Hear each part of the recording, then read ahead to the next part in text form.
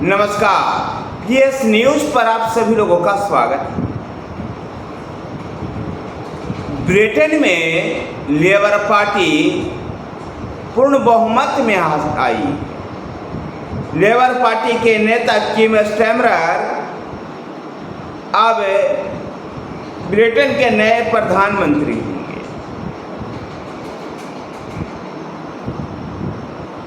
Britain के आम चुनाव में ऋषि सुनक को कंजर्वेटिव पार्टी की करारी हार हुई और इस चुनाव में कीर स्टारमर के नेतृत्व में लेबर पार्टी ने प्रचंड जनादेश हासिल किया।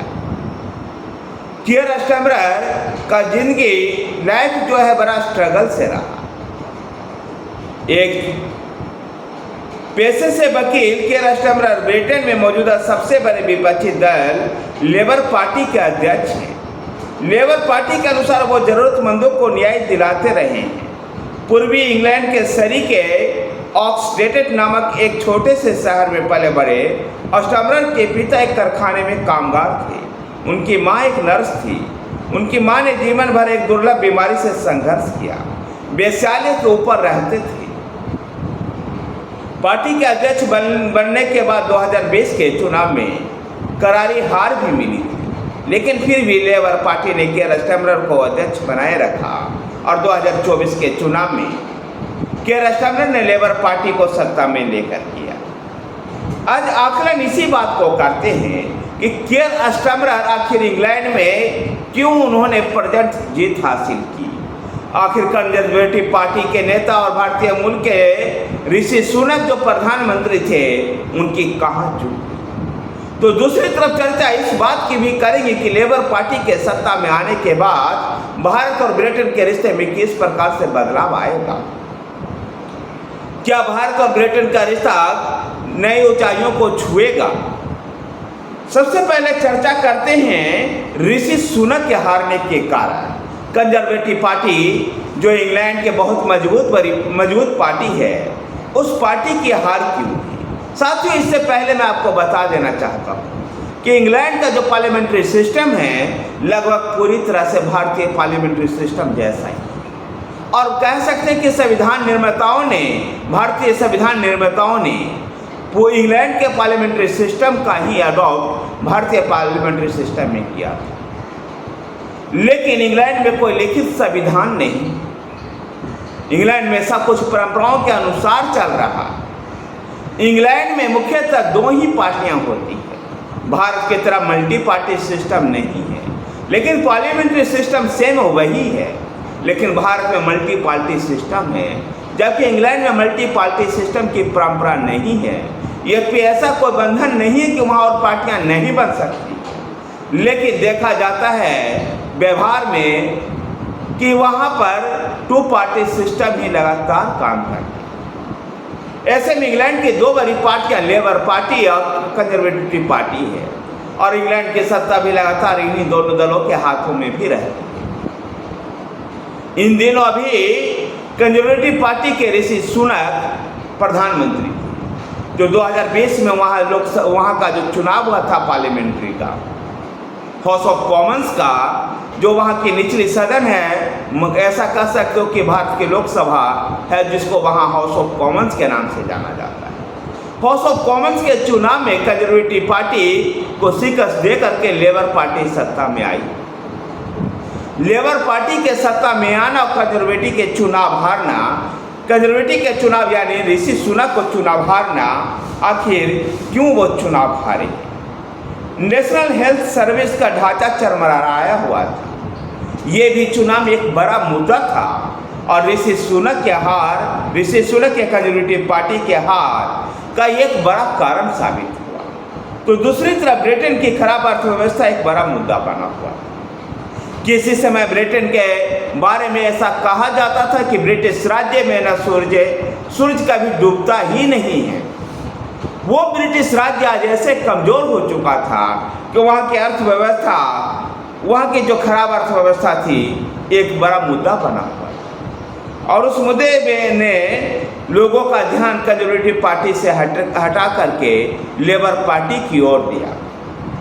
लोग महंगाई और बढ़ती कीमतों से परेशान थे, तो अवैध प्रवासियों पर अंकुश नहीं लगा सकी थी सरकार।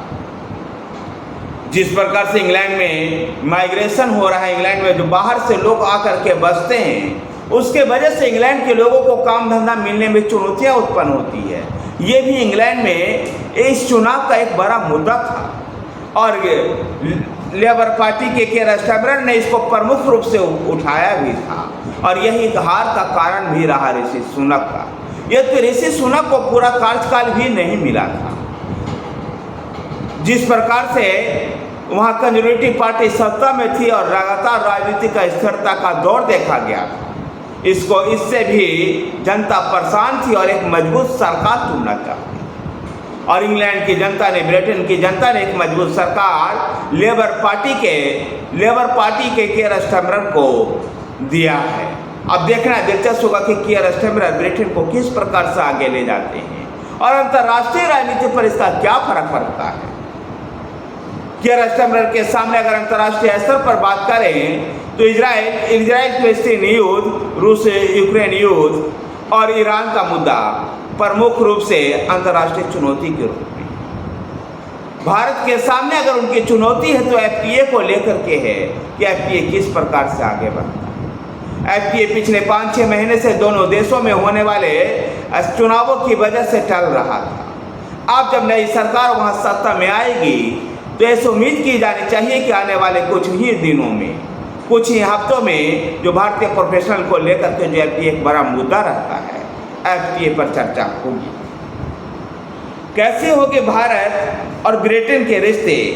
लेबर पार्टी ने माना कि अतीत में कश्मीर के मुद्दे पर गलतियां हुई हैं। साथियों, जब लेबर पार्टी सत्ता में थी तो कश्मीर के मुद्दे पर उन्होंने पाकिस्तान को मध्यस्थता की पेशकश की। याद कीजिए 1997 का भारत का स्वतंत्रता दिवस समारोह, जब वहाँ की महारानी, ब्रिटेन की महारानी एलिजाबेथ द्वितीय भारत आ रही थी मुख्य अतिथि के रूप में। उस समय भारत में इंदिरा कुमार गुजराल प्रधानमंत्री थे, लेकिन भारत आने से पहले एलिजाबेथ पाकिस्तान गई, नवाज शरीफ से मिली और नवाज शरीफ से कश्मीर मामले पर मध्यस्थता की पेशकश कर। इससे महारानी एलिजाबेथ की ये यात्रा केवल औपचारिक यात्रा बनकर के रह गई थी। लेबर पार्टी ने इस बात को स्वीकार किया कि अतीत में गलतियां हुई थी और कश्मीर जो है केवल भारत पाकिस्तान का मुद्दा है, इसमें मध्यस्थता स्वीकार नहीं करेगा भारत। इसको लेकर लेबर पार्टी का रवैया बदला हुआ नजर आता है। केयर को भारत के संग नए रणनीतिक साझेदार का वादा किया है।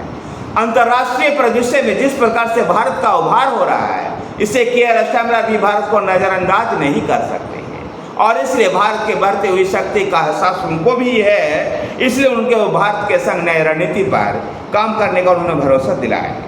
भारतीय प्रवासियों के साथ रिश्ते सुधारने के भी पहल कर चुकी है लेबर पार्टी। कई भारतीय भी इस बार लेबर पार्टी के टिकट पर भी चुनाव जीतने में सफल हुए हैं। ऐसे में भारतीय मूल के लोगों को भी लेबर पार्टी अपने प्रशासन में समायोजित भी करेगी, जिससे भारतीय मूल के जो लोग जो ब्रिटेन में रह रहे हैं उनके साथ लेबर पार्टी का भी रिश्ता अच्छा होगा और ये भारतीय लोग भारत के साथ संबंधों को सुधारने में महत्वपूर्ण कड़ी साबित हो सकते हैं। प्रवासी नीति और व्यापार समझौते को लेकर स्टार्मर की नीति है चुनौतीपूर्ण, लेकिन भारत अपने वर्कर्स के लिए कर रहा है स्थायी वीजा की मांग और इन सब के बीच में भारत और ब्रिटेन के बीच में एक नई शुरुआत भी हो सकती है। प्रधानमंत्री नरेंद्र मोदी ने केयर स्टार्मर को बधाई देकर के साथ मिलकर काम करने की इच्छा व्यक्त की।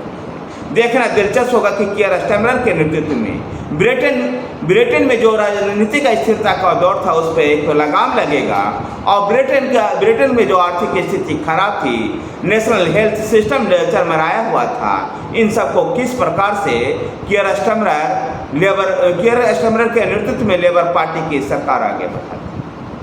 अंतर्राष्ट्रीय परिदृश्यों पर किस प्रकार से केयर स्टार्मर का रणनीति रहती है, ये भी देखना दिलचस्प होगा और भारत को केयर स्टार्मर नजरअंदाज नहीं कर सकते। और जैसा कि भारत भी ब्रिटेन के साथ मिलकर काम करने की अपनी इच्छा व्यक्त की।